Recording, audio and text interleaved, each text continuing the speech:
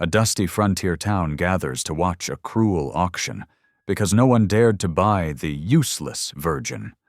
She stands trembling in the cold, mocked by men who call her worthless, while the preacher looks away in shame. Then, through the silence, bootsteps echo. A shadow falls across the platform. The most ruthless mountain man alive tosses down a silver dollar and says, "She'll work for me." The crowd gasps. Whispers spread. What does a killer want with a girl like that? But when he takes her into the snowy wilderness, something strange happens. He doesn't hurt her. He saves her. Still, danger is closing in. Men from town plot to steal his land, and secrets buried deep in the mountain could cost them both everything. In a world that's forgotten mercy, can a feared man and a broken girl teach each other what grace really means? Or will the past, and the greed of men, bury them both beneath the snow? Drop a comment below and share which part of the world you're tuning in from today. If you enjoy stories like this, don't forget to subscribe for more. The autumn wind whipped across the courthouse steps, sending dried leaves skittering past Abigail Reed's worn boots. She wrapped her thin cotton dress tighter around herself, but it did little to ward off the chill that seemed to reach straight through to her bones. The wooden platform beneath her feet creaked with every small shift of her weight, and she tried her best to stay still despite her trembling. Sheriff Brandt stood to her left, his weathered face unreadable as he oversaw the proceedings. The auctioneer's voice rang out harsh and clear in the afternoon air, listing off her father's debts like counting cattle, each number another weight pressing down on her shoulders. $243 owed to the mining company store, the auctioneer called out, plus $58 to Doc Wilson for treatment of the deceased. He paused, letting the amounts sink in. Terms of sale: 4 years indenture to cover all debts. Buyer responsible for room and board. Abigail kept her eyes fixed on a distant point above the crowd's heads, trying to block out their faces, but she couldn't block out their voices. "Ain't worth the feed," a miner called out, triggering scattered laughter. "Look at that leg, can't even stand straight." Heat rushed to her cheeks. The childhood injury that left her with a pronounced limp had always drawn stares, but never such open mockery. She caught sight of Reverend Matthews in the crowd, the man who had baptized her just last spring. He quickly looked away, studying the dirt at his feet. "Opening bid at $50, the auctioneer continued, his voice growing less enthusiastic as silence met his call. $40? Another pause. $30? The crowd's mood shifted from amusement to something darker. Abigail could feel their stares like physical things, sharp and cutting. $20? The auctioneer's voice had an edge of desperation now. "Surely someone can use a house girl. Might be worth 10 if she wasn't broken," someone shouted, triggering more cruel laughter. Abigail's vision blurred with unshed tears. She thought of her father, how he'd always told her to hold her head high, no matter what anyone said. But he was gone now, leaving nothing but debts and a daughter no one wanted. Sheriff Brandt cleared his throat. "If there are no bids, we'll have to..." $1. The voice cut through the murmurs like a knife, low, rough, but clear as a church bell. The crowd parted, and Abigail's heart seemed to stop as Sam Kane stepped forward. She knew him by reputation, as did everyone in Silver Ridge. The broad-shouldered mountain man rarely came to town, but stories about him traveled far and wide. 20 men dead by his hand, they said, back in his Army Scout days. He lived alone up on Lost Elk Ridge, trading furs and keeping to himself. Kane's beard was shot through with gray, his buckskin jacket worn but well-maintained. He moved with the careful grace of a man used to tracking prey, each step deliberate as he approached the platform. Without ceremony, He tossed a silver dollar onto the wooden boards at the sheriff's feet. "She'll work for me," he said simply, his voice leaving no room for argument. The silence that followed was absolute. Even the wind seemed to hold its breath. Sheriff Brandt looked from the silver dollar to Kane's weathered face, then to Abigail. "Now see here, Kane," the sheriff started, but Kane cut him off with a look. "The girl's debts need paying. I'm paying." He turned those dark eyes to Abigail, and she was surprised to see something there besides the hardness she expected. Something that might have been kindness. Unless she objects. Abigail swallowed hard. The choice before her wasn't really a choice at all. Work for the mysterious mountain man or face whatever fate awaited those who couldn't pay their debts. But there was something in the way he looked at her. Something that didn't match the cruel whispers about his past. I don't object," she managed to whisper. Kane nodded once, then turned to the sheriff. "Papers?" Sheriff Brandt hesitated only a moment before producing the indenture documents. Kane signed them with quick, efficient strokes, then handed the pen to Abigail. Her hand shook as she marked her name beside his. Without another word, Kane stepped onto the platform. His movements were careful, almost gentle, as he helped Abigail down. The crowd parted before them as he led her to where his horse waited, a sturdy bay gelding with patient eyes. "Ever rode before?" Kane asked quietly. Abigail shook her head. "Nothing to fear," he said, and before she could respond, his strong hands were lifting her onto the horse's back. The saddle was warm from the sun, the leather creaking as she settled into place. Kane swung up behind her with practiced ease. As they turned north toward the mountains, Abigail heard the whispers start up again behind them. But they seemed distant now, less important somehow. The steady rhythm of the horse's hooves and the solid presence of Kane at her back filled her world. The sun was beginning its descent toward the western peaks, painting the sky in shades of amber and rose. A cool wind carried the scent of pine from the heights, and somewhere in the distance, a lone coyote called out to the coming evening. Abigail found herself studying Kane's hands on the reins. Strong hands, scarred and weathered, but holding the leather with surprising gentleness. The same hands that had, according to legend, brought death to so many had just offered her life. They rode in silence as Silver Ridge grew smaller behind them, its church steeple the last thing visible before the trail curved around a stand of aspens. Abigail's thoughts whirled like the golden leaves above them, fear mixing with curiosity, uncertainty with a tiny spark of hope. The horse's steady gait jostled her injured leg, sending occasional twinges of pain through the old injury. Each time she winced, Kane adjusted their pace slightly, though he never commented on it. This silent consideration, more than anything else, helped ease the knot of fear in her chest. As they climbed higher into the foothills, the air grew sharper, carrying the bite of early winter. Abigail couldn't stop her shivering in her thin dress. Without a word, Kane shrugged out of his buckskin jacket and draped it over her shoulders, the leather still warm from his body. "Thank you," she whispered, the first words either of them had spoken since leaving town. "Nights get cold up here," was all he said in response, but his voice had lost some of its earlier gruffness. The jacket smelled of wood smoke and pine sap, and something else she couldn't name. Something wild and clean, like the mountains themselves. She pulled it closer around herself, wondering what kind of life awaited her in those same mountains, with this man whom everyone feared, but who had shown her the first kindness she'd seen since her father's death. The sun slipped behind the peaks, leaving the world painted in shades of purple and blue.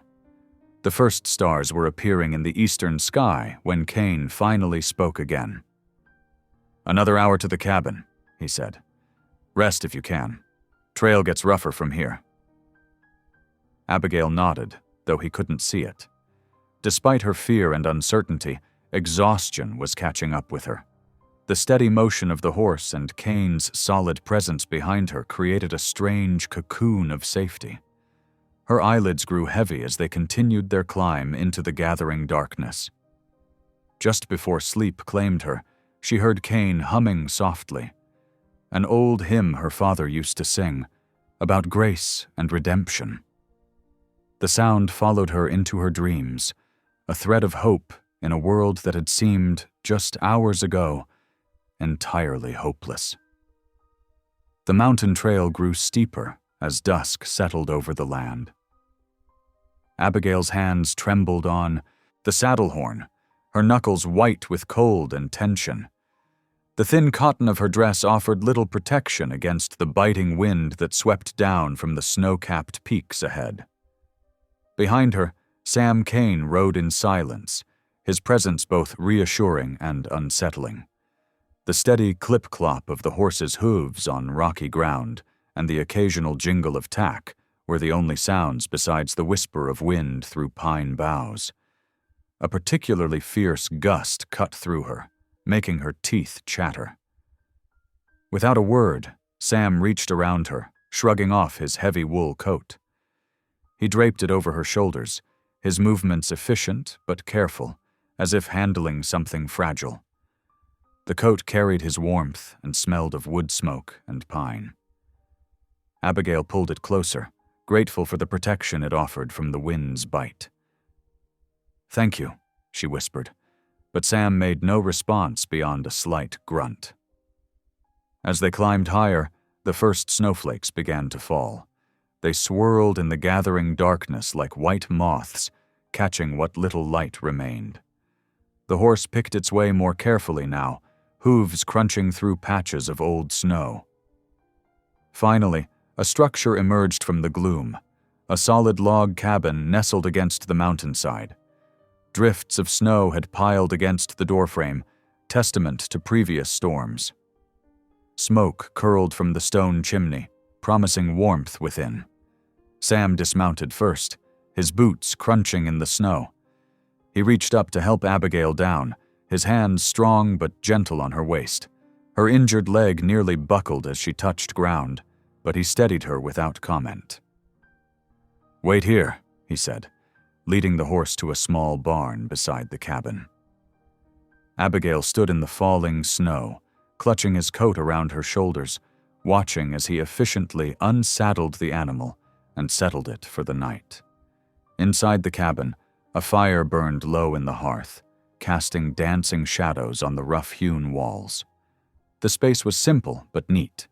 A table and 2 chairs, a cupboard with tin plates, a narrow bed in one corner, and various tools of frontier life hanging from pegs. Sam gestured to one of the chairs. "Sit," he said, moving to stir the fire. Fresh logs caught quickly, spreading welcome warmth through the single room. Abigail sank into the chair, her leg aching from the long ride. She watched as Sam moved around the cabin with practiced efficiency, gathering ingredients from various shelves and hooks. He worked in silence, cutting dried rabbit meat into a pot along with some wrinkled vegetables and herbs. The aroma of the stew soon filled the cabin, making Abigail's stomach growl. She couldn't remember the last time she'd eaten, probably yesterday before the auction. The thought brought fresh tears to her eyes, but she blinked them away quickly. When the stew was ready, Sam filled a bowl and set it before her along with a chunk of dark bread. He served himself only a small portion, which he barely touched, seemingly more interested in mending something in his hands, a length of rope with metal clasps that Abigail realized must be part of a trap line. The stew was simple but filling, warming her from the inside out. "Thank you," she said again, her voice barely above a whisper. Sam looked up from his work. his dark eyes meeting hers for the first time since they'd arrived. "Don't thank me," he said gruffly. "Just stay alive." The words, harsh as they seemed, carried an undercurrent of something else, concern, perhaps, or understanding. Still, they broke something loose inside her. Silent tears began rolling down her cheeks as the events of the day finally caught up with her. Outside, the wind howled like a wild thing, rattling the cabin's shutters. Inside, the fire popped and crackled, casting Sam's shadow large against the wall as he worked. Abigail watched him through her tears, studying the way his big hands moved with surprising delicacy over the trap line. His strength was evident in every movement, the same strength that had, according to rumor, ended 20 lives. Yet those same hands had lifted her onto his horse with utmost care, had offered her warmth and food, had created this shelter against the storm. When the trapline was mended to his satisfaction, Sam stood and added more wood to the fire. He moved his rifle from its place by the door to prop it beside his bedroll near the hearth. The message was clear. He would sleep between her and any danger that might come through the door. "Sleep there," he said, pointing to the narrow bed in the corner. "Winter nights get cold up here." Abigail nodded, though she doubted sleep would come easily. She was exhausted but too overwhelmed by the day's events to rest. As Sam settled onto his bedroll, she knelt beside the bed, clasping her hands together. "Dear Lord," she whispered, keeping her voice low out of habit, "please watch over me in this strange place. Keep me safe through the night. And—" She hesitated, glancing at the still form by the fire. "Thank you for sending help when I needed it most." What she didn't know was that Sam lay awake, listening to her quiet prayers. His eyes remained fixed on the dancing flames, but something in his expression softened almost imperceptibly as her words faded into the sound of wind and fire. The storm raged on outside, but within the cabin's walls, a fragile peace began to take root. Abigail climbed into the bed, pulling the rough blankets up to her chin. Despite her fears, the warmth of the fire and the solid presence of her unlikely protector gradually lulled her toward sleep. Her last conscious thought was that perhaps God worked in mysterious ways indeed, sending salvation in the form of a man everyone feared, but who had shown her more kindness in one day than she'd seen in all the months since her father's death. Dawn crept across Lost Elk Ridge, painting the frost-covered windows with pale golden light. Abigail woke to the sound of kindling being split outside, each crack echoing through the cold morning air. She pulled Sam's borrowed wool coat tighter around her shoulders as she rose from the narrow bed. The cabin floor felt like ice beneath her feet. She moved carefully, favoring her weak leg as she made her way to the window. Frost had traced delicate patterns across the glass, transforming the panes into crystalline artwork. Through the clear spots, she could see Sam's broad figure by the woodpile, his breath forming clouds in the crisp morning air. Her stomach rumbled, reminding her that she should make herself useful. Back home, she'd always helped with morning chores. The empty bucket by the door caught her eye. Fetching water would be a good start. Abigail picked up the wooden bucket, its handle smooth from years of use. The door creaked as she stepped outside, drawing Sam's attention. He paused mid-swing, axe raised, watching as she made her way toward the creek path. The morning air bit at her cheeks, and frost crunched beneath her boots. The path sloped downward, treacherous with patches of ice hidden under a dusting of snow. She placed each step carefully, using the bucket as a makeshift cane. Halfway down the path, her bad leg hit a slick spot. The world tilted sideways as she lost her balance, the bucket clattering against frozen ground. Before she could fall, a strong hand gripped her elbow, steadying her. Sam had appeared beside her, silent as a shadow. Without a word, he picked up the bucket and gestured for her to return to the cabin. His expression wasn't angry or annoyed. If anything, there was a hint of concern in his dark eyes. "I can manage," Abigail said softly, but Sam shook his head once. "Ice is treacherous," he said, his voice rough from disuse. "Go on back. I'll fetch the water." Abigail hesitated, then nodded. "Then, might I cook breakfast? It's the least I can do." Sam considered this for a moment before giving a single nod. He watched until she was safely back on level ground before heading down to the creek himself. Inside the cabin, Abigail took stock of the supplies. She found cornmeal in the cupboard, along with some dried apples and a precious handful of coffee beans. By the time Sam returned with the water, she had the fire built up and a pot of coffee beginning to brew. They worked around each other in the small space, Sam hanging the water bucket while Abigail stirred cornmeal mush in a cast-iron pot. The silence felt heavy until, without thinking, she began to hum an old hymn her mother had taught her, Amazing Grace. The soft melody filled the cabin. Sam, who had been reaching for cups on a high shelf, went suddenly still. His shoulders tensed, and for a moment Abigail feared she'd offended him. But when he turned, his expression held something she couldn't quite read. Surprise, perhaps, or remembrance. The moment passed. Sam set the cups down and went outside again, returning with more firewood. They ate their breakfast in silence, but it felt less strained than before. The cornmeal mush was hot and filling, sweetened with pieces of dried apple. Sam ate steadily, cleaning his bowl in a way that told Abigail he approved of her cooking. After breakfast, Sam gestured for her to follow him outside. "Need to show you some things," he said, leading the way to a small barn beside the cabin. Inside, 2 goats greeted them with curious bleats. Sam demonstrated how to feed them, how much hay to give, and where to store the fresh milk. His instructions were brief but clear, and he didn't seem bothered by how slowly she moved as she practiced the tasks. "They need caring for twice a day," he explained, watching as she awkwardly managed the milking stool. "Morning and evening." Next came the woodpile. Sam showed her how to split kindling, his big hands adjusting her grip on the small axe. "Let the weight of the blade do the work," he advised. When her bad leg made her stance unsteady, he wordlessly brought over a stump for her to sit on while she worked.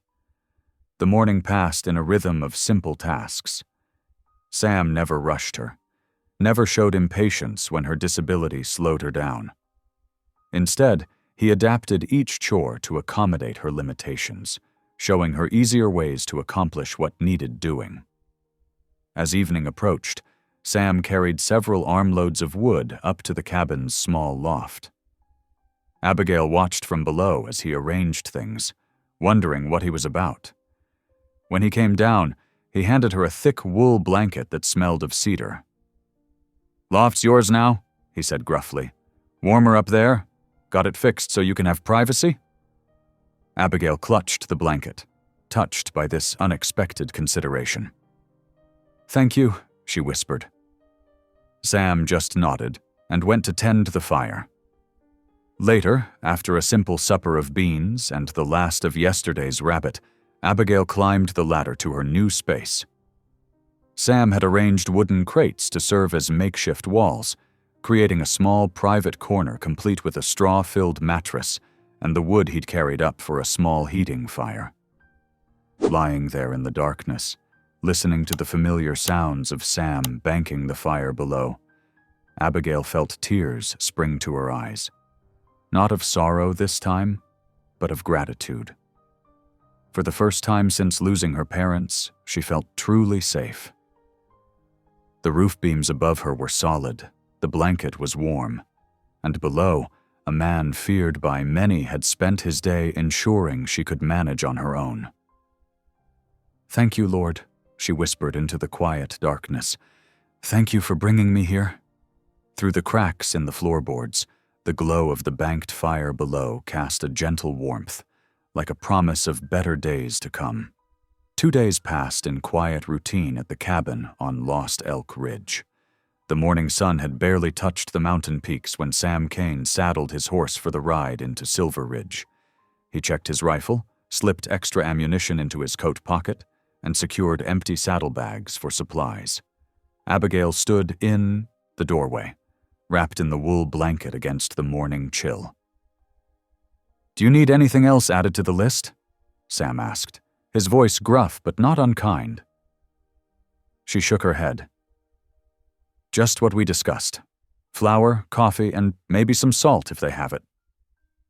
Her fingers worried at the edge of the blanket. "Be careful on the trail." Sam mounted with fluid grace that belied his size. He gave her a single nod before turning his horse toward town. Abigail watched until horse and rider disappeared among the pines, then went back inside to begin her day's work. The cabin, though simple, needed constant attention. Abigail had noticed how dust gathered in corners and how the wooden floor had developed a dull, grimy cast. She found an old broom in the lean-to and set to work, starting in the farthest corner. In town, Sam's arrival drew immediate attention. He tied his horse outside the general store, conscious of the eyes watching from the saloon across the street. The whispers followed him as he pushed through the store's door, making the bell jingle. "Kane's in town," someone muttered in the saloon. "First time since he bought that Reed girl." "Bought her for sin, I reckon," another voice added with a snicker. "What else would a man like that want with a crippled girl?" The conversations drifted through the open saloon doors, carried on the spring breeze. Sam's jaw tightened as he handed his supply list to the shopkeeper, but he said nothing. Years of practice had taught him to ignore town gossip. Preacher Matthews stood outside his small church, watching Sam load supplies into his saddlebags. The holy man's frown deepened, but he remained silent, offering neither greeting nor condemnation. Sam met his gaze steadily before mounting up, letting the preacher make what he would of the situation. Back at the cabin, Abigail had finished sweeping and moved on to mending. She'd found several of Sam's shirts with torn sleeves and missing buttons. The simple work kept her hands busy, while her mind wandered. She found herself humming hymns again, the familiar melodies making the lonely cabin feel more like home. Between tasks, she practiced walking without her cane. She discovered that if she took her time and focused on each step, she could manage short distances unassisted. Back and forth she went, from hearth to table, table to door, counting her steps and working to keep her balance. The sun was setting when she heard hoofbeats approaching. She'd just finished setting water to boil for tea, and the cabin was warm and tidy. Sam's heavy boots sounded on the porch, and then he was there, stamping snow from his feet. "Weather's turning," he said, bringing in his saddlebags. One by one he unpacked the supplies, a large sack of flour, coffee beans, salt, and some dried meat. Then, almost hesitantly, he pulled something else from the bottom of the bag. It was a book, old and worn, its leather cover cracked with age. A Bible, she realized as he held it out to her. "Found it in a second-hand crate," he explained, his voice rough. "Remembered you said you liked church and such." Abigail took the Bible with trembling hands. The pages were dog-eared, and someone had underlined verses here and there, but it was complete. "Thank you," she whispered, running her fingers over the familiar words embossed on the cover. This means more than I can say." Sam shifted uncomfortably, unused to gratitude. "Need to tend to the horse," he muttered, and disappeared outside again. While he was gone, Abigail prepared a simple supper of beans and cornbread, the cabin filled with warm, homey smells that greeted Sam when he returned. They ate in their usual quiet way, but the silence felt comfortable now, like a well-worn blanket. After the dishes were cleared, Abigail lifted the Bible from where she'd placed it carefully on the shelf. Would you like to hear some?" she asked softly, not sure how he'd respond. Sam looked up from where he sat by the fire, his rough hands folded in his lap. After a long moment, he nodded once. Abigail opened the Bible, letting it fall naturally to a well-worn page. By lamplight, she began to read, her voice growing stronger with each verse. "The Lord is my shepherd, I shall not want. He maketh me to lie down in green pastures." The familiar words of the 23rd Psalm filled the cabin. Outside, coyotes began their evening songs, their wild voices rising and falling in the gathering darkness. But inside, there was only the soft sound of Abigail's voice, the crackle of the fire, and Sam's steady breathing as he listened, his weathered face softened by the lamplight.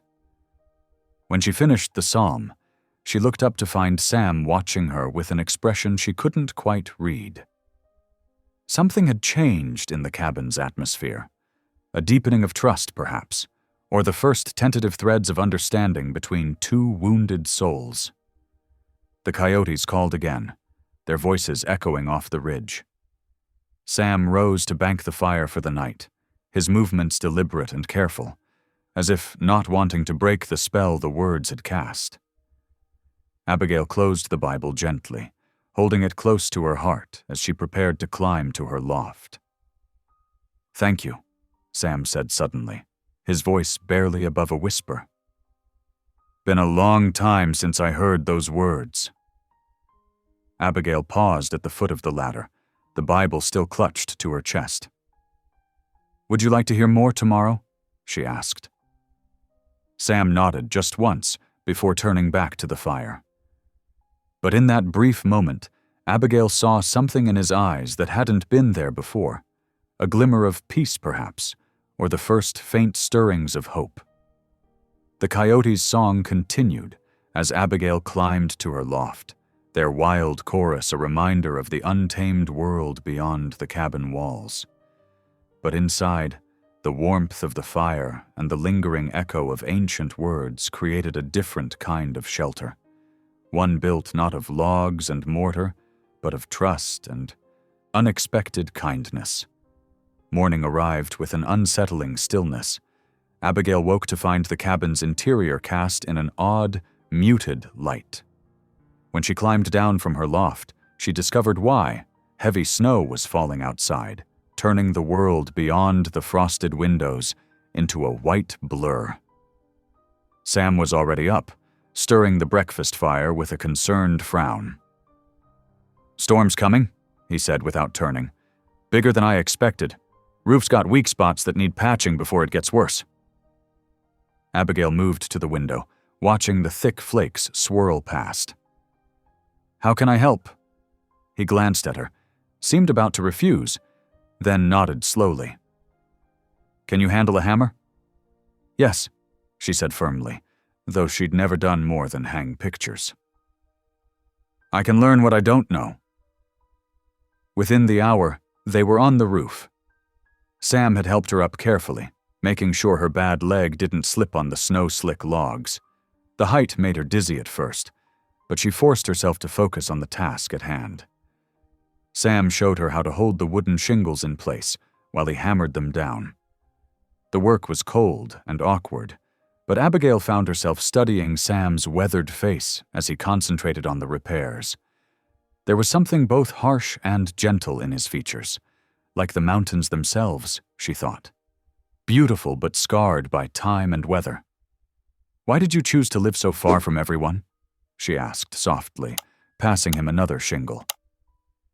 "Most folks stay closer to town." Sam's hands stilled on the hammer. His shoulders stiffened, and for a moment Abigail feared she'd crossed some invisible line. When he finally spoke, his voice was low and rough. "Too much blood." Those 3 words hung in the snowy air between them. Abigail saw something dark pass behind his eyes. Not anger, but a deep, old pain. She wanted to ask more, but sensed it wasn't the time. Instead, she held the next shingle steady, letting the quiet work speak for itself. They finished the roof, just as the snow began falling harder. Back inside, Abigail built up the fire while Sam shook the snow from their coats. The day had grown dark early, and she lit the lamp to chase away the shadows. While Sam was outside checking on the animals, Abigail decided to sweep under the bed where dust gathered. As she pushed the broom handle beneath, it struck something solid. Curious, she knelt down to look. A trunk lay there, pushed far back against the wall.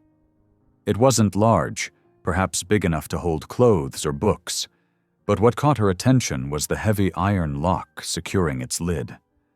The leather straps were worn, but well oiled, suggesting Sam handled it regularly. Without thinking, she reached out to touch one of the straps. The leather was smooth under her fingers, telling its own story of years of handling. She didn't try to open it, wouldn't have even if she could, but something about the trunk spoke of secrets kept carefully buried. Some things best left buried. Sam's quiet voice made her jump. She hadn't heard him come back in.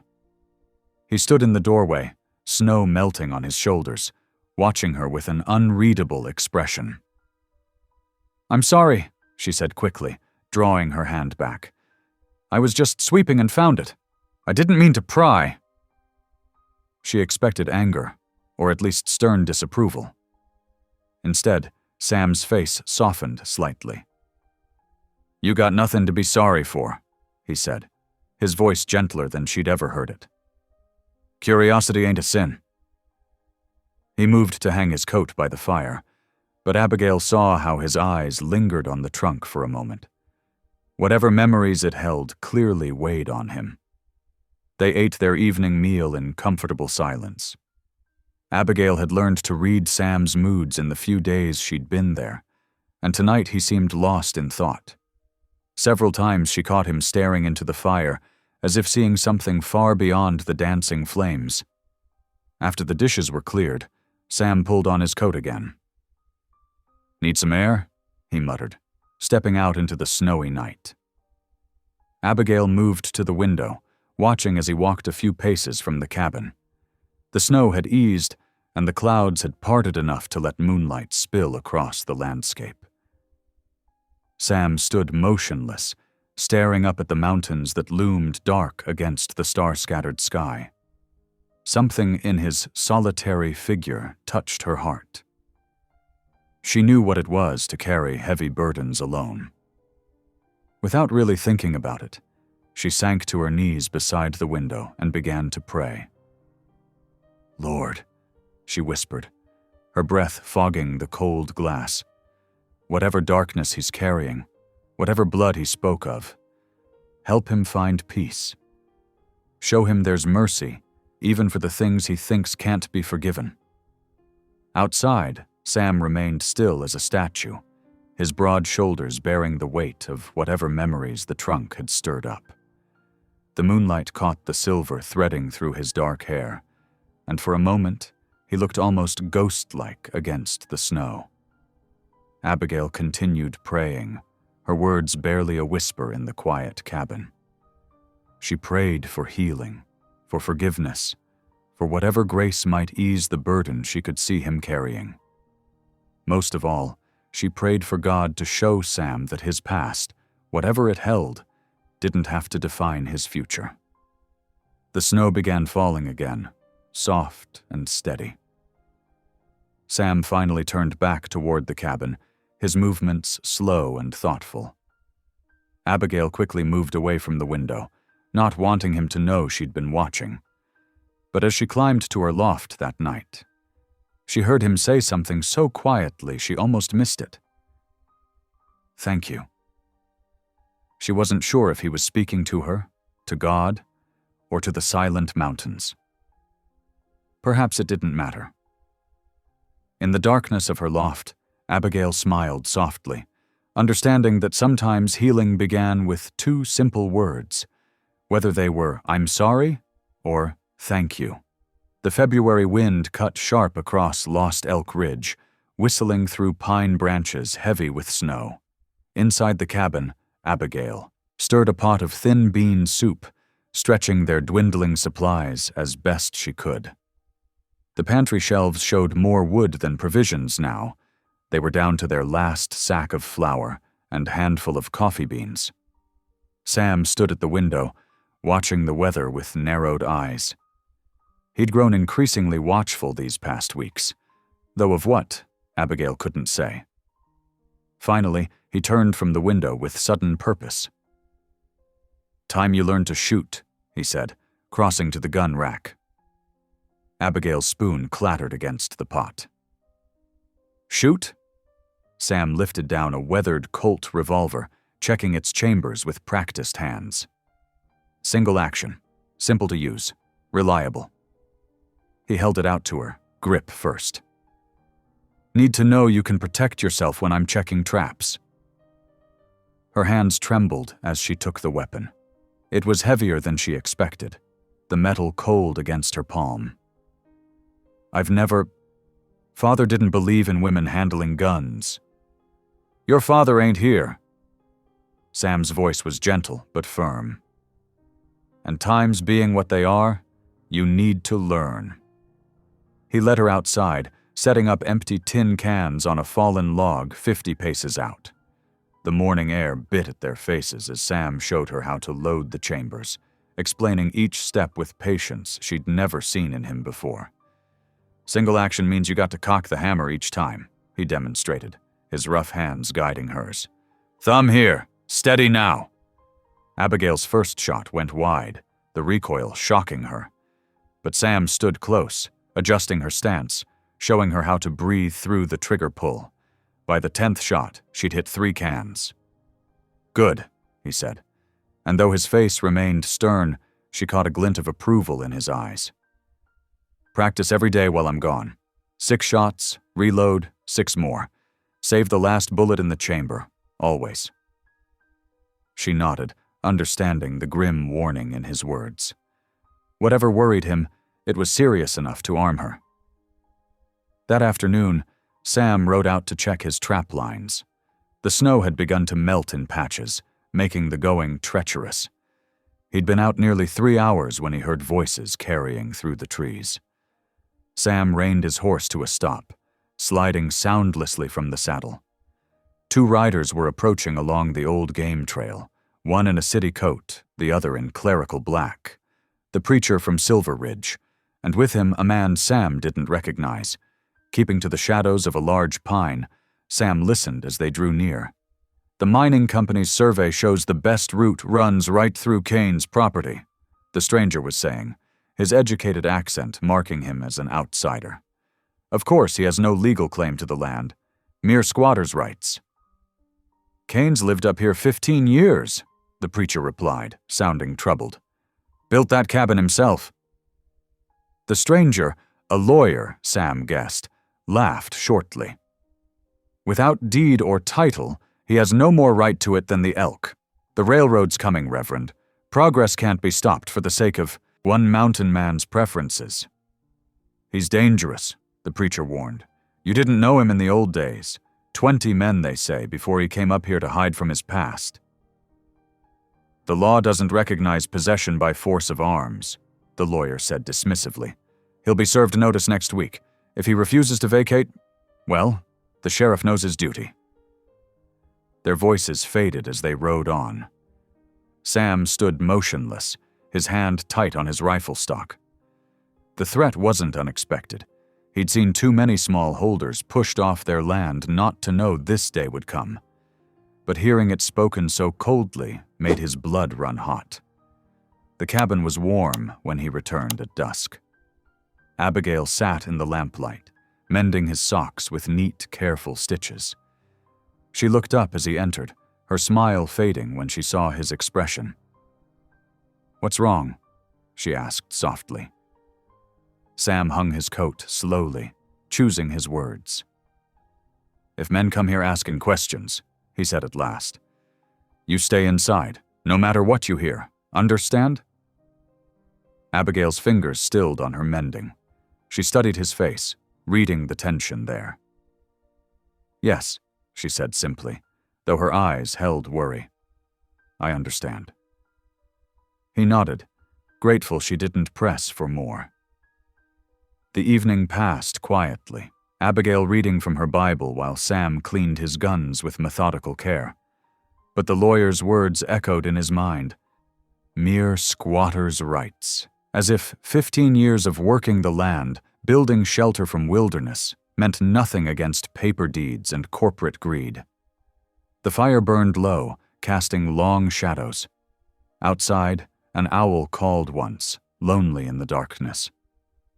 Sam watched Abigail's hands move steady with her needle, remembering how those same hands had held his revolver that morning.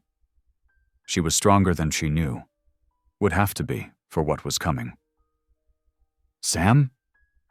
Her voice was soft in the firelit quiet. "Whatever's wrong, we'll face it together." She didn't look up from her mending, but her words carried quiet conviction. "God didn't bring me here by chance." Sam said nothing, but something eased slightly in his chest. He'd lived alone so long, carrying his burdens in silence. Now, watching Abigail's needle flash in the lamplight, he felt the strange comfort of shared concern, of no longer being solitary against the world's threats. The fire crackled, sending sparks up the chimney into the February night. Tomorrow would bring its own troubles. But for now, in the warm cabin, Sam let himself believe that maybe, just maybe, he wasn't meant to fight this battle alone. 3 days passed like molasses in winter. The morning sun cast long shadows across Lost Elk Ridge when hoofbeats approached the cabin. Abigail stood at the window, her fingers worrying the frayed edge of the curtain. 2 riders emerged from the tree line, the preacher's black coat unmistakable even at a distance. Beside him rode a younger man she didn't recognize, dressed in a fine Eastern suit that looked out of place against the rugged mountain backdrop. Sam was already outside, standing straight-backed by the woodpile, his axe driven deep into a stump. He'd been expecting them, she realized.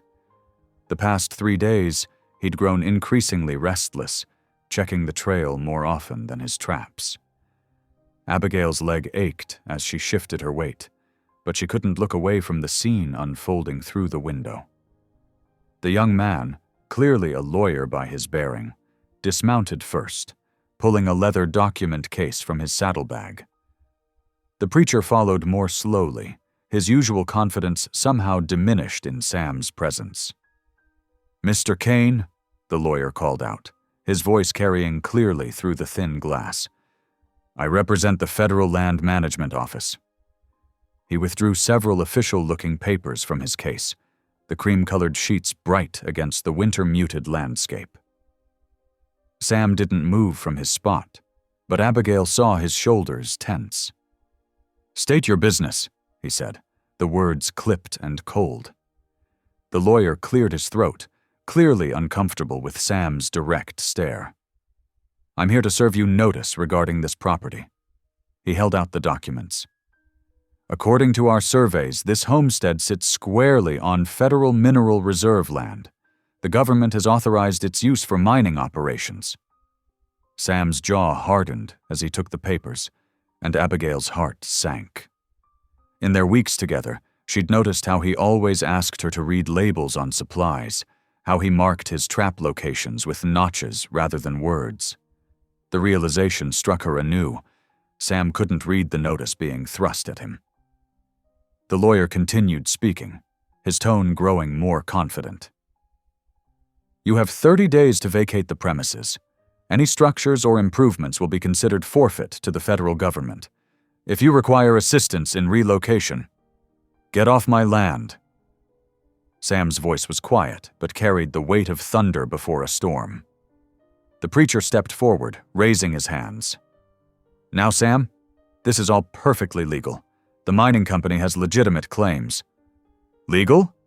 Sam spat the word like poison. 15 years I've worked this ridge, built every board of this cabin, trapped these valleys when you townfolk were still afraid of Indian raids, And now some paper makes it yours? The lawyer's smug smile didn't waver. The law is quite clear, Mr. Kane. Without proper deed and title, you have no legitimate claim. I suggest you use these 30 days wisely. He touched the brim of his hat. Good day, sir. The two men mounted their horses and rode away, leaving Sam standing rigid in the yard, the papers crushed in his fist. Abigail's heart ached watching him. This proud, strong man brought low by words on paper he couldn't even read. The day passed in heavy silence. Sam spent hours in the woods, returning only when darkness fell. Abigail had kept supper warm, but he barely touched it. Finally, as the fire burned low, she gathered her courage. Let me read it, she said softly, gesturing to the crumpled notice he'd thrown on the table. Sam's face was shadowed, but she saw his fingers clench.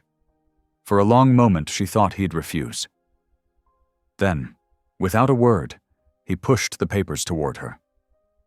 Abigail smoothed the creased sheets, holding them close to the lamplight. Her voice trembled slightly as she began to read. Notice of eviction and property seizure. Whereas the land currently occupied by one Samuel Kane has been determined to lie within the boundaries of Federal Mineral Reserve territory as established by the Mining Act of 1872. She continued reading, her heart growing heavier with each formal phrase. The document was brutally clear. They had 30 days to leave, or the sheriff would remove them by force. Any attempts to resist would be met with full legal consequences. When she finished, silence filled the cabin. Sam's hands gripped the edge of the table, his knuckles white. They'll take everything, he said, his voice rough with suppressed emotion. Every damn thing I built here.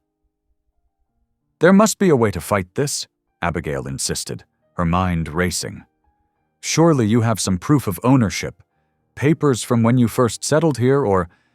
Sam shook his head sharply. Can't fight paper with paper, girl. Not when you never had any to begin with. He stood abruptly, pacing the small room. Came here because it was empty land. Nobody wanted these mountains back then. Built my life here because… He trailed off, but Abigail heard the unspoken words. Because it was a place to escape his past, to find peace. Then we'll find another way, she said firmly, surprising herself with her own conviction. The mining company can't just steal people's homes. There must be records in town, or witnesses who remember when you settled here. The preacher himself said you've been here 15 years. Leave it be, Sam growled, but Abigail felt steel enter her spine. No. She stood, facing him despite her trembling legs. You saved me when everyone else turned away. You gave me a home when I had nothing. I won't stand by and watch them take yours. Sam stared at her, something shifting in his hard expression. Ain't your fight. It is now. Abigail met his gaze steadily. God didn't bring me here to watch injustice triumph. If you won't fight for your land, then I'll fight for it. The fire popped, sending sparks up the chimney. Outside, wind sighed through the pines, the same wind that had blown across this ridge for 15 years while Sam built his life here. Abigail felt tears prick her eyes, but she blinked them back. This wasn't a time for weakness. I'll search the town records, she declared. Talk to old-timers who might remember when you came. There has to be something. Some proof that this land is yours by right, if not by paper. Sam's expression softened almost imperceptibly. You're stubborn as a mule, girl. Yes, she agreed, lifting her chin. I am, and I'm not giving up. He turned away, but not before she caught the ghost of a smile beneath his beard. Get some sleep, he said gruffly. Tomorrow's soon enough for tilting at windmills. Abigail watched him stride outside, probably to check the horses one last time before bed. Her hands found the rough paper of the notice again, reading it over in the lamplight. Somewhere in Silver Ridge, there had to be evidence of Sam's claim to this land. She would find it. Had to find it. The alternative was watching this proud, decent man lose everything he'd built. She touched the worn Bible on the table, drawing strength from its familiar presence. "Lord," she whispered, "guide my steps. Help me find a way to save his home." A week of winter silence settled over Lost Elk Ridge. Snow drifted against the cabin walls while Abigail searched for ways to save their home. She'd written letters to the county office, but responses were slow in coming. Each passing day brought them closer to eviction. That morning, Sam had gone to haul wood from the valley below, leaving Abigail alone with her thoughts. As she swept the cabin floor, her broom struck something beneath his bed, the locked trunk she'd noticed weeks ago. The sound echoed like a reminder. Abigail set her broom aside, kneeling beside the bed. The trunk sat there, its brass lock dull with age. She knew she shouldn't. Sam had warned her some things were best left buried, but desperation made her fingers itch toward the latch. To her surprise, the lock wasn't fastened. Perhaps Sam had opened it recently and forgotten to secure it. The lid creaked as she lifted it, dust dancing in the pale sunlight from the window. Inside, the musty scent of old paper rose to meet her. Carefully folded documents filled the trunk's interior, some bearing official army seals, others written on rougher stock. Her hands trembled as she lifted the first paper. Dark brown stains marked its corners. Old bloodstains, she realized with a chill. The document was an army dispatch, dated 1868. Lieutenant Kane's actions during the engagement with hostile Indians. She skimmed further, her heart beating faster. Direct disobedience of orders, protecting civilian targets, court-martial recommended. She set it aside, reaching deeper. Beneath more dispatches lay a collection of letters on coarse paper, written in careful script. They were addressed to Sam from someone named Walking Crane, who identified himself as interpreter for Chief Henry of the White River Ute. Abigail's fingers shook as she read the first letter. "Friend Sam Kane, Chief Henry sends these words through my writing. You saved his sister's family when other soldiers would have killed them. You kept your rifle pointed at your own men until the women and children reached safety. The chief says a man who chooses mercy over duty is a man who deserves honor. He has granted you the ridge where you now live. From the creek below to the stone spires above. This is Ute land, given freely for your courage. The chief has marked his sign below." At the bottom of the page was an intricate symbol, carefully drawn in dark ink. Similar letters followed. More thanks from the chief, mentions of boundaries and landmarks, all confirming Sam's right to the land.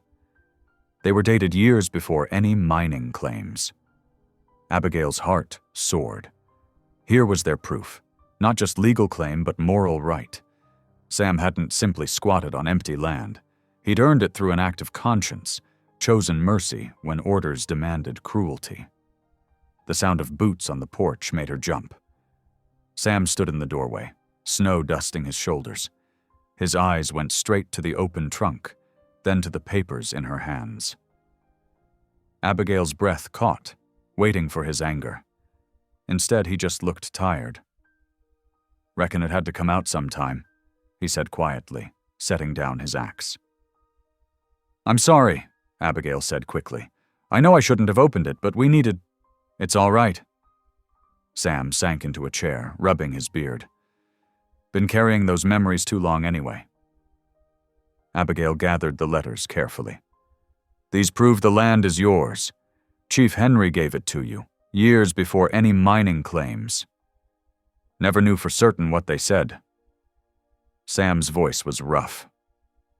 Walking Crane read them to me, but he gestured helplessly. Words on paper don't stick right in my head. Never have. Understanding dawned. You couldn't read them. All this time, he'd had the proof they needed, but couldn't understand it himself. Sam nodded, shame touching his features. Kept them because they seemed important.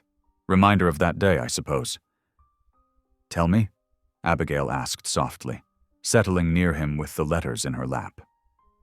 Sam stared into the fire for a long moment. Was leading a patrol. Had orders to clear Indians from the valley, all of them, women and children too. Found a family camped by the river. Sister of the chief turned out. His hands clenched. Couldn't do it. Turned my rifle on my own men. Told the family to run. Lieutenant called it treason. You chose mercy, Abigail said quietly. Chose human decency. Sam's voice was firm. Weren't no choice at all, really. Abigail touched the letters gently. And Chief Henry rewarded you with this land. Said it was mine as long as grass grows. Sam's mouth quirked. Didn't trust paper then. Still don't, truth be told. Then we'll fix it. Abigail stood, determination filling her voice. These letters are legal proof of ownership. The mining company can't ignore a prior claim, especially one witnessed by a tribal leader. Sam looked up, meeting her eyes directly for the first time since she'd known him. She saw hope there, fragile but real. You really think we can fight them? I know we can. She gripped the letters tightly. God doesn't abandon those who choose mercy, Sam. These papers aren't just proof of ownership. They're proof that doing right matters. That kindness comes back when you need it most. Sam was quiet for a long moment. Then he stood, touching the letters in her hands. Reckon you were sent here for more than just reading to an old mountain man. Abigail smiled, tears pricking her eyes. Reckon I was. Outside, snow continued falling on Lost Elk Ridge, land given freely for an act of conscience, now threatened by greed. But as Abigail carefully gathered the precious letters, she felt certainty settle in her heart. They would fight for this home, armed with proof of both legal right and moral justice. Sam's long-ago choice to protect the innocent would now protect him in return. She looked at Sam, saw the weight lifting from his shoulders as hope replaced resignation. These blood-stained papers and heartfelt thanks from a grateful chief would save their home. Sometimes, she thought, God's mercy worked in mysterious ways, even through a trunk of forgotten letters and a girl who could read them. The March sun rose pale over Lost Elk Ridge, melting patches of snow into silvery puddles. Abigail stood in the cabin doorway, watching Sam check the mule's harness straps in the thin dawn light. Her heart fluttered at the thought of returning to Silver Ridge, not as a helpless girl to be auctioned, but as someone with purpose, someone fighting for justice. Sam's movements were stiff as he secured their bedrolls behind the saddle. He'd been favoring his right shoulder lately, the result of too many days hauling wood through deep snow. Abigail saw him wince as he lifted their pack of provisions. "Let me help with that," she said, limping forward through the muddy yard. "I got it." His voice was gruff, but he didn't resist when she took one end of the pack. Together they secured their supplies, the precious letters from Chief Henry wrapped carefully in oilcloth, dried meat and bread for the journey, and extra blankets against the lingering mountain cold. The mule shifted restlessly, eager to move after months in the barn. "Ready?" Sam asked, offering his hand to help her mount. Abigail nodded, though her stomach churned with uncertainty. The last time she'd seen Silver Ridge's dusty streets, she'd been standing on the auction block, worth less than a silver dollar to the sneering crowd. Now she was returning with proof that could save their home. The thought gave her courage, as Sam lifted her onto the mule's broad back. They set out as the sun cleared the eastern peaks. The trail down from Lost Elk Ridge was treacherous with spring melt, forcing them to pick their way carefully between patches of ice and mud. Sam led the mule on foot, his rifle slung across his back. Abigail watched his shoulders tense each time they passed a shadow in the rocks, ready for trouble even here in the wilderness he knew so well. By mid-morning, they descended into the valley, where strips of green grass showed through melting snow. The mule's hooves splashed through icy streams of snowmelt. Abigail's legs ached from gripping the saddle, but she didn't complain. She'd endured worse pain than this. They stopped to rest in a sunny meadow, sharing bread and dried apple slices.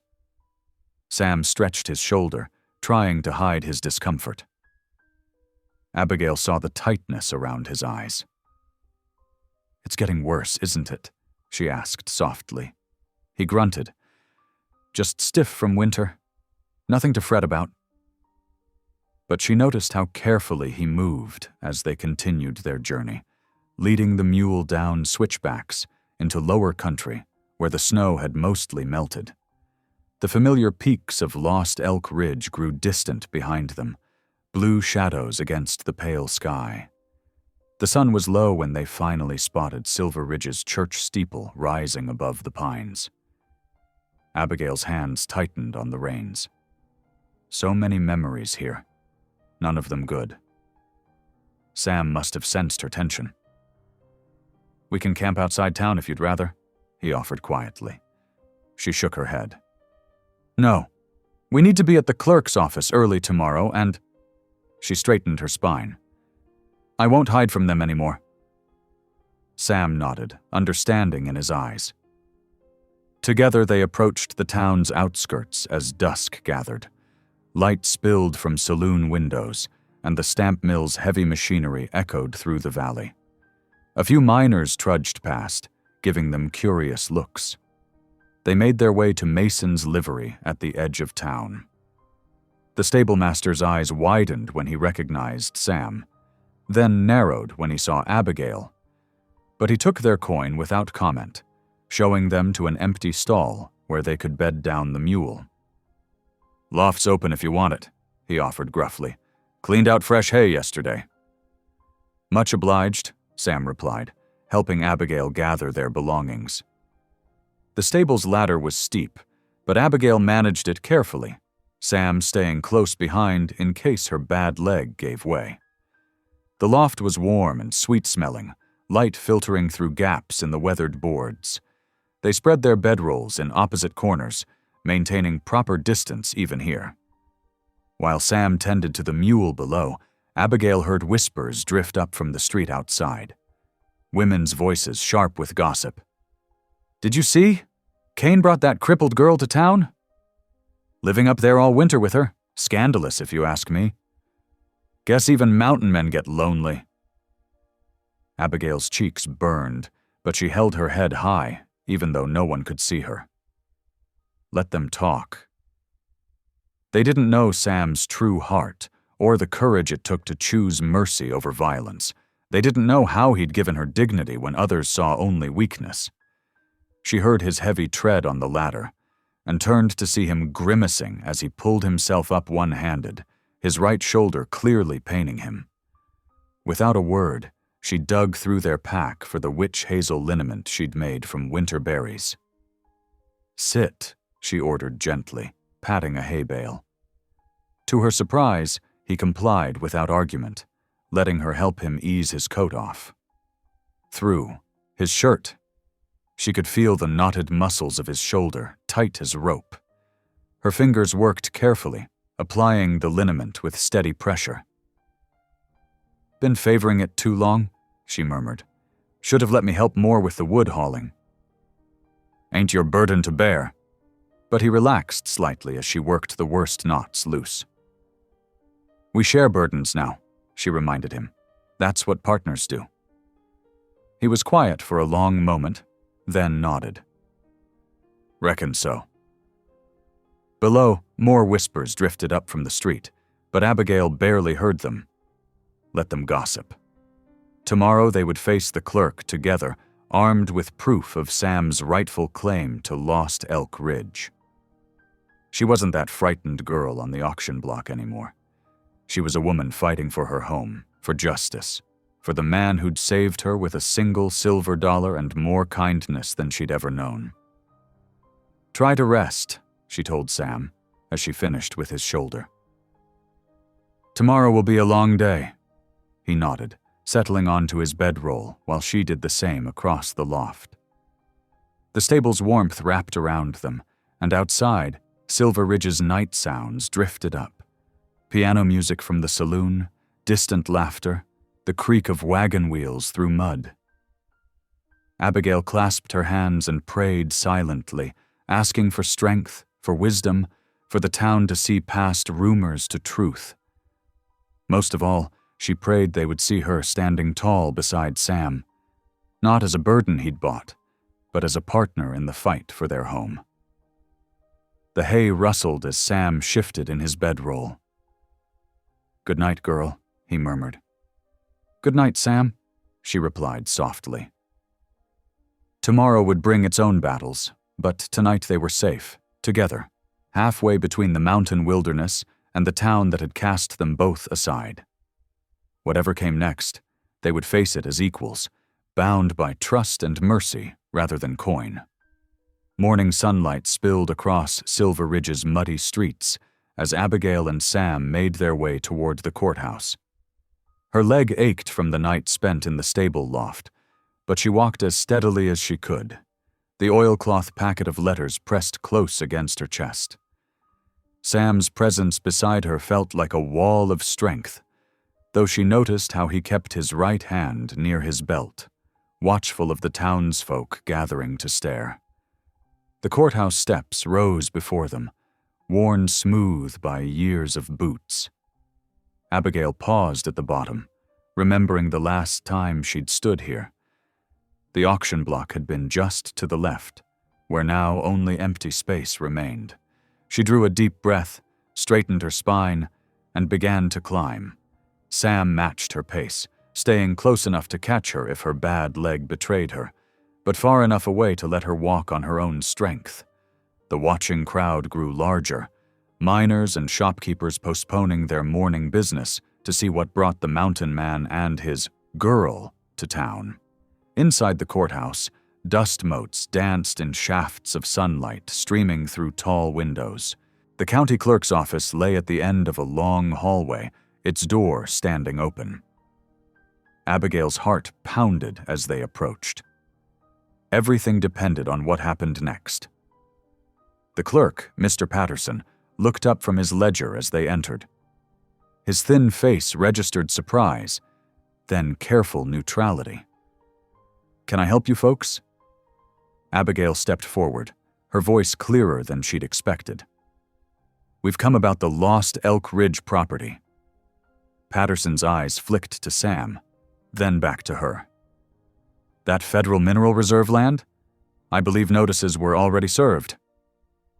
"It's not federal land, sir." Abigail placed the oilcloth packet on his desk. "We have proof of prior deed and ownership." As Patterson unwrapped the letters, Sheriff Brandt appeared in the doorway, drawn by the commotion in the street. His weathered face showed nothing as he watched the clerk examine the documents. Patterson frowned at the formal letterhead of the Indian Agency. "These appear to be thank you letters from a Ute chief named Henry through the agency interpreter." He looked up at Sam. "You saved his family?" Sam's voice was rough with disuse. "Found soldiers burning their camp. Weren't right." "The chief granted him the ridge land in gratitude," Abigail explained.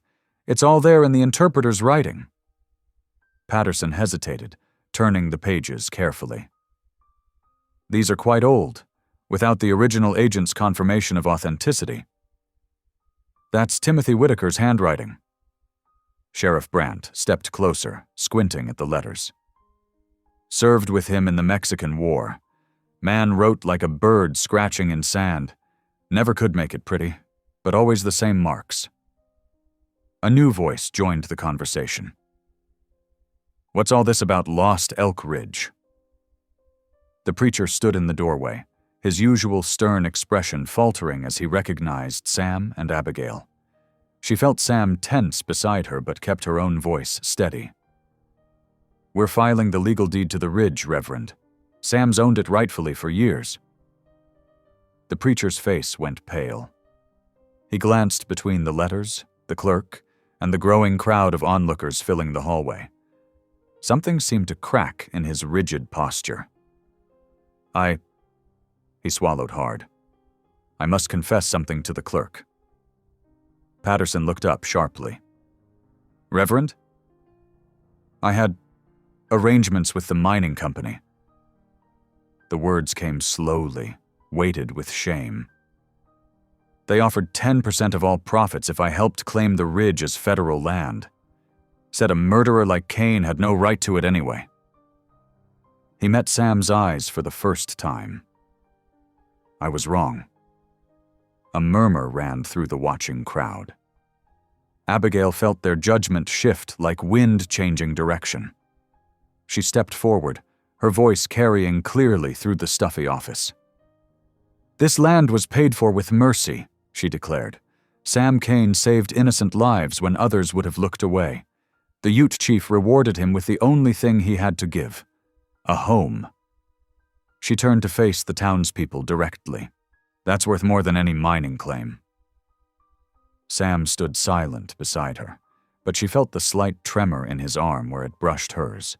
The crowd's whispers grew louder, passing her words back to those who couldn't hear. Patterson cleared his throat. Well then, Sheriff Brandt confirms the handwriting. These letters constitute a valid transfer of property rights, witnessed by a federal Indian agent. He pulled out his official stamp. I see no reason not to file the deed immediately. The sharp crack of the stamp hitting paper echoed through the office. Patterson carefully wrote out the details in his ledger, then handed the newly recorded deed to Abigail. Property rights are hereby confirmed to Samuel Kane, with all legal protections therein. A strange hush fell over the crowd. Abigail realized they were seeing her differently now, not as the useless, crippled girl from the auction block, but as someone who had fought for justice and won. She heard a woman whisper, Maybe we were wrong about her. Even the preacher seemed transformed, his usual righteousness replaced by something humbler. Mr. Kane, he said quietly, I'll inform the mining company their claim is void, and I ask your forgiveness for my part in this. Sam studied him for a long moment, then nodded once. It was enough. As they left the courthouse, the morning sun had climbed higher, burning away the last patches of frost. The crowd parted to let them pass, faces showing respect instead of scorn. Abigail walked tall, despite her limp, the deed papers secure in her pocket. She had done what everyone thought impossible, proven her worth not through physical strength, but through courage and determination. Sheriff Brandt followed them out onto the steps. Kane, he called. Sam turned. The sheriff's eyes were warm with approval. You chose well, he said, nodding toward Abigail. Both times, with the Utes and with her. Sam's hand found Abigail's elbow, steadying her on the steps. Reckon so, he said quietly. Together they walked back through Silver Ridge's awakening streets, heads held high, while behind them the whispers continued. Did you hear? The girl saved Kane's land? Not so useless after all. Stood up to the whole town, she did. But Abigail barely heard them. She was already thinking of home, the cabin on Lost Elk Ridge where she had found safety, purpose, and a partner who saw her true worth. The deed in her pocket proved what she had known all along. Sometimes the greatest strength lay not in fists or firearms, but in the courage to stand for what was right. Sam's shoulder brushed hers as they walked. She knew his quiet touch meant more than words ever could. They had faced the town together and won. Justice had been served, honor restored, and mercy rewarded. Whatever came next, they would face it as equals, bound by trust and something deeper neither dared yet name. The afternoon sun hung low as Sam and Abigail prepared to leave Silver Ridge. They'd spent longer at the courthouse than planned, and dark clouds gathered over the mountains, promising snow. Sam helped Abigail onto her horse, his movements gentle despite his urgency to be gone. "Storm's coming," he said, glancing at the sky. "Best get moving." The main street had emptied as townspeople hurried home before weather hit.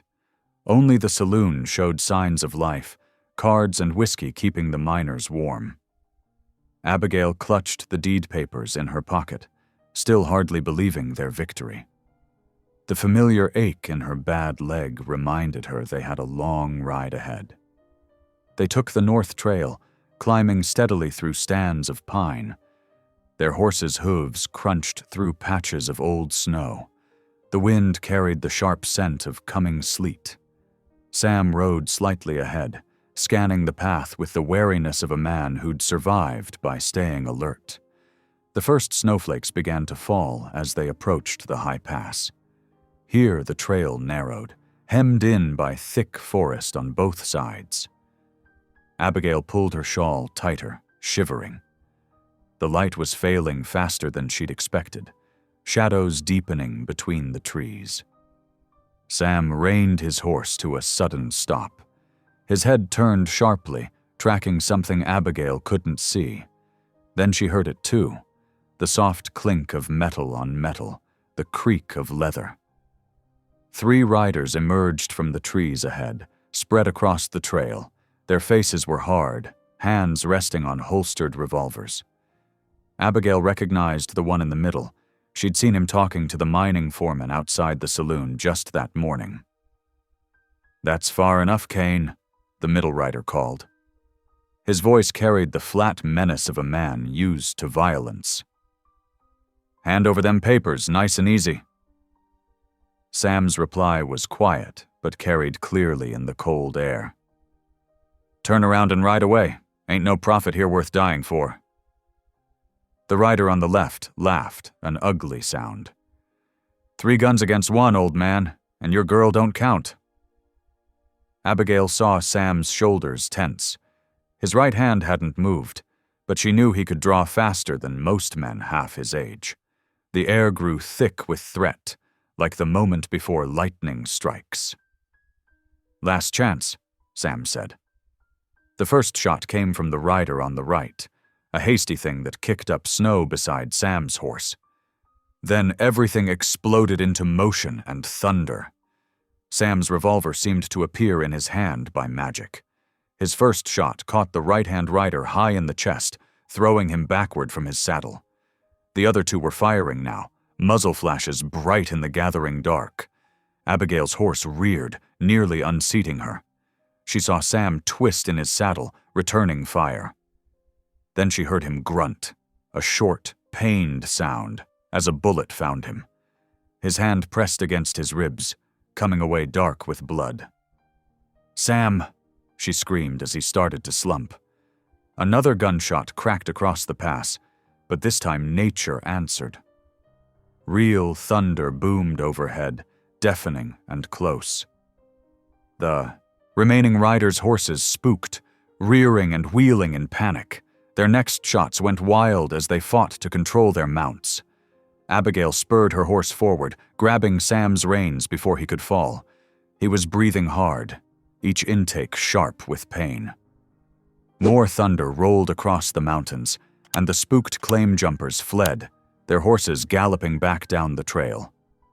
"Hold on," she begged, pulling Sam's horse toward the tree line. They needed cover, needed to get out of sight before the riders regained their courage. Sam managed to stay mounted until they reached a thick stand of pines. Then his strength gave out. He slid from the saddle, and Abigail barely managed to break his fall. They landed together in the snow, her bad leg screaming in protest. The sleet began in earnest, driving sideways on the wind. Abigail forced herself up, dragging Sam back against a fallen log. His face was gray with pain and blood loss. The bullet had caught him in the right side, just below his ribs. "We have to stop the bleeding," she said, fighting to keep her voice steady.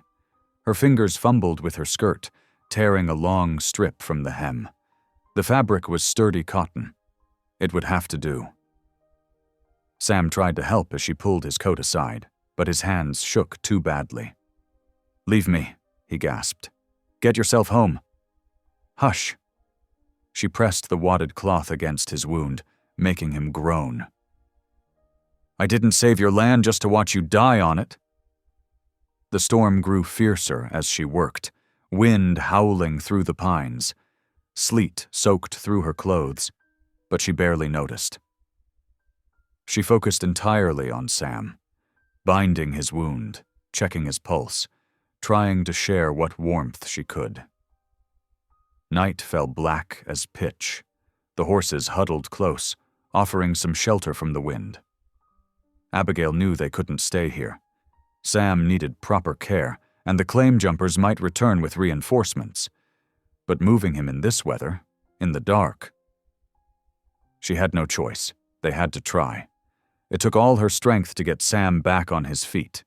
He tried to help, but his legs kept buckling. Finally, she managed to brace him against his horse's side. "On 3, she said, gritting her teeth. Her bad leg trembled with strain. 1, 2, 3. Somehow they got him mounted. He slumped over the saddle horn, breathing in short, pained gasps. Abigail tied his reins to her pommel. He was in no shape to guide his own horse. The journey home became a nightmare of darkness and cold. Abigail could barely see the trail. She had to trust her horse's instincts, praying it would find the way. Sleet stung her face and froze in her hair. Every step jarred her leg until she wanted to scream, but she forced herself to keep going. She talked constantly to Sam, making him respond. As long as he answered, even in whispers, she knew he was alive. She told him about spring coming, about the flowers she'd plant near the cabin, about the life they'd build, now that the land was truly theirs, anything to keep him fighting. "Never figured," he mumbled once. "You'd be the one saving me." "Well, you saved me first," she replied, voice cracking. "So we're even." The storm began to ease as they climbed higher. Abigail recognized landmarks now. The lightning-struck pine, the boulder shaped like a bear. They were close to home. Sam's head had dropped to his chest. He hadn't spoken in several minutes. "Stay with me," she begged. "Please, Sam. We're almost there." The cabin's dark bulk finally emerged from the night. Abigail's heart leaped at the sight, but she knew their ordeal wasn't over. Somehow she had to get Sam inside, tend his wound properly, keep him warm and alive through the night. She touched the deed papers, still safe in her pocket. They'd won their victory today. But at what cost? Sam's blood stained the snow as she helped him down from his horse, proving once again that nothing came without a price. But as she half-carried him toward the cabin door, she felt his arm tighten around her shoulders. He was still fighting, still refusing to give up. And so would she. Sleet turned to heavy snow as Abigail struggled to get Sam into the cabin. Her frozen fingers fumbled with the door latch, precious minutes slipping away while his blood stained the fresh powder beneath their feet. When they finally stumbled inside, he collapsed near the cold hearth, his breathing shallow and ragged. The wound needed tending, but first she had to have light and warmth. Her hands shook as she built a fire, dropping kindling twice before the flames caught. The familiar motions Sam had taught her now meant the difference between life and death. As firelight filled the cabin, she saw how bad things truly were. Sam's face had gone gray, his skin clammy with shock. The makeshift bandage from her skirt was soaked through. When she tried to help him onto the bed, his legs gave out completely. "Can't," he gasped. "Leave me here." "No." She gritted her teeth, fighting back tears. "I won't." But moving him was impossible. He outweighed her by 100 pounds, and her bad leg could barely support her own weight now. She needed another way. The old buffalo robe. That was it. She could make a sled, drag him to better shelter. Working quickly, she lashed the heavy hide to 2 straight pine poles with strips of rawhide. It wasn't pretty, but it would have to do. Getting Sam onto the makeshift sled nearly broke her. Every pull on his body made him groan, and fresh blood seeped through the bandage. But finally, she managed to arrange him as comfortably as possible. "Hold on," she whispered, touching his fevered brow. "Just hold on." Outside, the storm was building into a full blizzard. Wind howled down from the peaks, driving snow sideways. Abigail could barely see 10 feet ahead, but she knew these paths now. Every tree, every rock. Sam had taught her well. She wrapped the sled's pulling rope around her waist and leaned into it. The first step sent daggers of pain through her bad leg. The second wasn't much better. But she kept going, one agonizing step after another. To keep her mind off the pain, she began to whisper hymns, the same ones she'd sung in church since childhood. Amazing Grace carried her across the first 100 yards. Rock of Ages saw her through a particularly deep drift. Hours blurred together. The storm grew worse until the world narrowed to just the rope around her waist and the next step forward. Sometimes Sam would moan when the sled hit a rough patch, and each sound pierced her heart. But at least it meant he was still alive. "Be thou my vision, O Lord of my heart," she sang through cracked lips. "Naught be all else to me, save that thou art." Night fell, though it was hard to tell through the curtain of snow. Abigail's legs moved mechanically now, beyond feeling. Her lungs burned with each breath of frozen air. But she couldn't stop. Stopping meant death. She lost count of how many times she fell. Each time she forced herself back up, checking Sam before continuing. The last fall was the worst. Her bad leg simply crumpled, sending her face first into a snowbank. For a long moment she lay there, too exhausted to move. "Get up," she told herself. "Get up." But her body wouldn't respond. The cold had seeped too deep, and her strength was gone. Tears froze on her cheeks as she realized she had failed. After everything, after all their fighting, they would die here in the snow.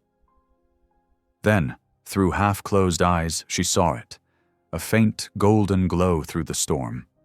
The cabin window. They were almost home. New strength flooded through her, not strength of muscle, but of spirit. She began to crawl, pulling the sled inch by precious inch. Her bad leg dragged uselessly behind her, but she barely noticed. All that mattered was that light, growing steadily brighter. The last few yards seemed to take forever. When her hand finally touched the cabin wall, she sobbed with relief. Somehow she got the door open and dragged Sam inside. The fire had burned low but wasn't quite out.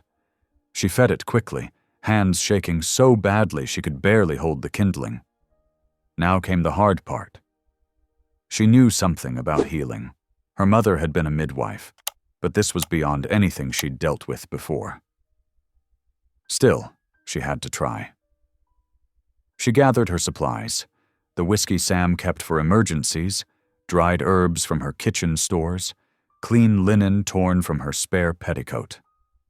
The bullet had gone clean through, thank God, but the wound was angry and hot to the touch. As she worked, She recited Psalm 91, her voice trembling. He who dwells in the shelter of the Most High will rest in the shadow of the Almighty. Sam's breathing grew more labored. She forced whiskey between his lips, praying it would help with the pain. Her hands moved steadily, cleaning and binding the wound, though her heart raced with fear. I will say of the Lord, He is my refuge and my fortress, my God in whom I trust. When she had done all she could, she sank to her knees beside him. Her leg throbbed, her whole body ached with exhaustion, but she couldn't rest. Not yet. Sam's life still hung by a thread. Please, she prayed aloud, her voice breaking. You gave me legs to stand. Now give him life to rise. She reached for his hand, holding it between her own. I know I'm not worth much in most folks' eyes, but you see worth in broken things. You must, or you wouldn't have sent him to save me. So save him now, please. The fire crackled in the hearth, casting dancing shadows on the walls. Outside, the storm raged on. Abigail kept her vigil through the long hours, watching each rise and fall of Sam's chest, counting every breath like precious gold. When dawn finally came, pale light crept through the frost-rimmed windows. Sam's fever had broken sometime in the night. His breathing was stronger, more even. She touched his forehead. Cooler now, thank God. Exhaustion crashed over her like a wave. She had done all she could. The rest was in God's hands. Still holding Sam's hand, she laid her head down on the edge of his blanket and finally allowed herself to sleep. Dawn crept into dusk, and dusk back into dawn twice more while Abigail tended Sam's wound. Her own exhaustion had settled deep in her bones, but she couldn't rest, not with his life still hanging by such a thin thread. The herbs she'd used seemed to help some, but his fever still burned hot, and the angry red lines spreading from the wound terrified her. On the third morning, she dozed in her chair by his bedside, jerking awake at the sound of approaching horses. Her heart lurched into her throat. Had the claim jumpers come back to finish what they'd started? Her hands trembled as she reached for Sam's rifle. The weight of it felt strange and dangerous, but she forced herself to remember his lessons. Keep the barrel down. Finger off the trigger until ready. She limped to the door, each step sending sharp pains through her tired leg. The morning air bit cold against her face as she stepped onto the porch. Through the lingering mountain mist, dark shapes approached on horseback. She raised the rifle, trying to steady her shaking arms. Then the figures emerged clearly from the fog. Native riders, their horses' hooves crunching through the crusty snow. Their leader, a dignified man with gray streaks in his long black hair, raised his hand in peaceful greeting. Abigail lowered the rifle slowly, her arms aching from the strain. The leader dismounted with fluid grace, his weathered face creasing with concern as he looked at her. I am Henry, he said, his voice deep and measured. We come seeking Sam Kane. She recognized the name from the letters in the trunk. Chief Henry, the one who gave Sam the land deed? He nodded once, grave. We felt his pain on the wind. Where is my brother of mercy? Tears of relief sprang to her eyes. Inside. He's hurt bad. Please, can you help him? Chief Henry gestured to his companions, speaking rapid words in their native tongue. Two younger men quickly dismounted, following as Abigail led them into the cabin. The chief's eyes narrowed when he saw Sam's condition. He knelt beside the bed, placing a gentle hand on Sam's forehead. After a long moment, he looked up at Abigail.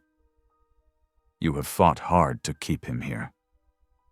Not hard enough, she whispered. The fever won't break. Now we fight together. Henry spoke quietly to his men, who hurried back outside to their horses. They returned carrying leather pouches and bundles of dried plants Abigail didn't recognize. What followed was unlike any healing she'd ever seen. The men worked with practiced efficiency, unwrapping Sam's bandages while Chief Henry crushed strange-smelling herbs in a wooden bowl. They cleaned the wound with a steaming mixture that filled the cabin with sharp, medicinal scents. Henry's hands moved with surprising gentleness as he packed the wound with a poultice. All the while, he spoke in low tones, sometimes in English, sometimes in his native tongue. "Brother of mercy," he murmured, "return to us. Your path is not finished." Abigail watched, hardly daring to breathe. "Why do you call him that?" she asked softly. The chief's eyes grew distant. "Many seasons ago, when blood ran hot between our peoples, Sam Kane was a scout for the Bluecoat soldiers. They found one of our hunting camps. Women, children, elders. The commander ordered death for all." He paused, his hands still working steadily. "But Sam stood between our families and the soldiers' guns. He said he would die before letting them harm the innocent. His mercy that day saved my youngest son, my grandson, my sister's whole family." Tears slid down Abigail's cheeks. So this was the blood Sam carried. Not guilt for killing, but the weight of choosing mercy when others chose hate. "Our tribe owes him life," Henry continued firmly. "None shall harm him again. This ridge stands under Ute protection now." Through the day and into the night, the Ute men worked in shifts, changing poultices and giving Sam sips of bitter-smelling tea. Abigail tried to help where she could, but exhaustion was finally overwhelming her. Chief Henry noticed her swaying on her feet. "Rest," he commanded gently. "We will watch over him." She wanted to protest, but her body betrayed her. She barely made it to her chair before sleep claimed her. The next few days passed in a blur of healing rituals and quiet prayers in 2 languages. Word spread quickly through the valley that Ute riders were guarding Lost Elk Ridge. The claim jumpers didn't dare return. Slowly, surely, Sam's fever began to fade. Color returned to his face, and his breathing grew stronger. Chief Henry nodded in satisfaction. "The poison leaves his blood. He will live." One morning, as spring sunshine spilled through the cabin windows, Abigail woke to find she'd fallen asleep beside Sam's bed, her hand clasped in his. She tried to pull away, embarrassed, but his fingers tightened weakly around hers. Her heart leapt as she saw his eyes were open, truly aware for the first time in days. They were fixed on her face with an expression she'd never seen before, something warm and wondering. "You stayed," he whispered hoarsely. She couldn't speak past the lump in her throat, so she just nodded, squeezing his hand. From across the room, Chief Henry's voice carried quiet amusement. "Of course she stayed. She has a warrior's heart, your singing bird." Sam's lips curved in the faintest smile. "Reckon she does at that?" Abigail ducked her head, cheeks flushing at their words. But she didn't let go of Sam's hand, and he didn't let go of hers. Outside, spring light warmed the valley, melting the last patches of snow. A new season was beginning, for the land, and for them all. The mountain snow retreated day by day, surrendering to spring's warmth. Crystal-clear streams carved paths down Lost Elk Ridge, their music a constant companion to the work of healing. Sam Kane's wound had closed cleanly thanks to the Ute medicine, though he still favored his right side when moving about the cabin. Abigail watched him from the doorway, her heart catching as he tested his strength against simple tasks. The proud mountain man who had once carried her so easily now had to rest after splitting just a few logs, but his eyes held a peace she'd never seen before, as if near death had taught him something about living. This morning, He stood examining the cabin's door frame, running weathered fingers along the wood. "Needs replacing," he said, his voice still rough from weeks of fever.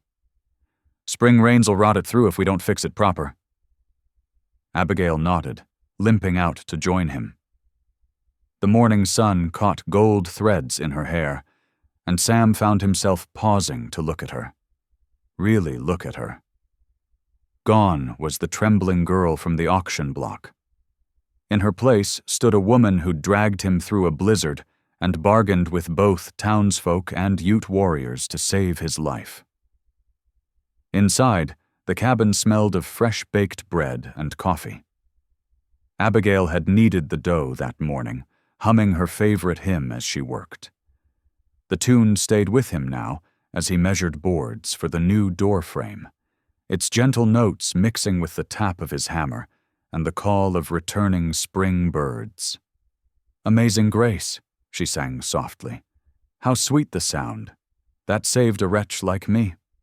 Sam's hands stilled on the wood. He'd heard that hymn in church as a boy, before war and killing had hardened his heart. Now it stirred something in him, like winter ice breaking up in spring floods. They worked together through the afternoon, Sam showing Abigail how to hold the boards steady while he nailed them in place. Her limp didn't matter here. She had grown sure-footed on the familiar cabin floors. When she reached up to brush sawdust from his beard, her touch lingered, gentle as a prayer. The sun was setting when Sam took out his knife. Abigail watched, curious, as he began carving into the new doorframe. His movements were careful, deliberate. First his own name appeared in rough-hewn letters, Sam Kane. Then, beside it, he added, Abigail Reed. Their names stood together in the fresh wood, and Sam's voice came soft as falling snow. "If you'll stay, this'll be our home." Abigail's eyes filled with tears.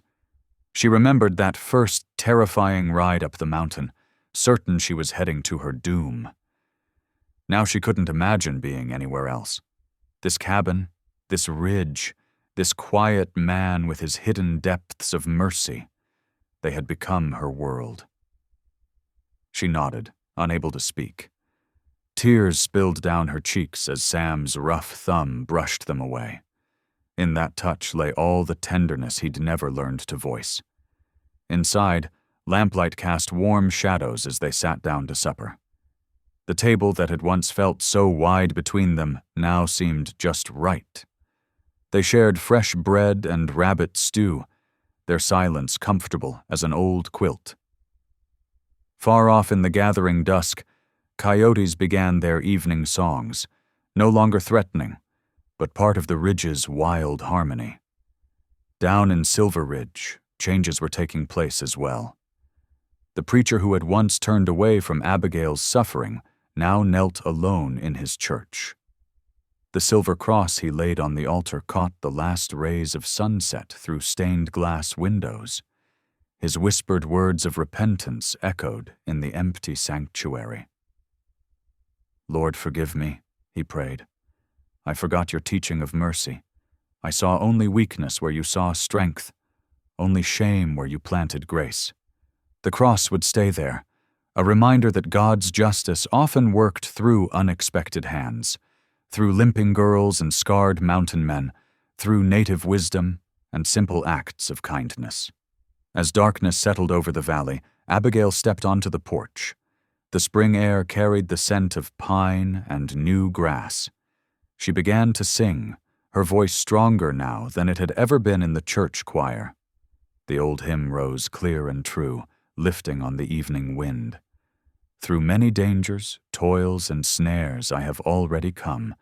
'Tis grace has brought me safe thus far, and grace will lead me home." Sam stood in the doorway, watching her. The last light caught the names he'd carved, their names, together. He thought about mercy, how it flowed like the spring streams, bringing life to places long dead. He thought about the Ute chief's words. Some men carry mercy quietly. Maybe that was true. But sometimes mercy sang out loud and clear, like Abigail's voice carrying across the valley. Her song spoke of redemption, of peace hard-won through suffering. It spoke of two broken people finding wholeness together, of a cabin becoming a home, of love growing sure and steady as the mountains themselves. The hymn faded into evening stillness. Abigail turned to find Sam holding out his hand. Together they went inside, closing the door, on their names carved in new wood. The lamp burned low as night settled over Lost Elk Ridge, where a man who once dealt in death had learned to cherish life, and a girl the world called useless had found her true worth. Outside, the wind carried whispers of grace through the pines, and spring roses bloomed wild on the mountainside, as if nature itself celebrated love's quiet victory over fear and shame. Thanks for tuning in. These stories remind us that life is more than headlines. It's about heartlines. Subscribe if you want more moments that make you pause, feel, and reflect.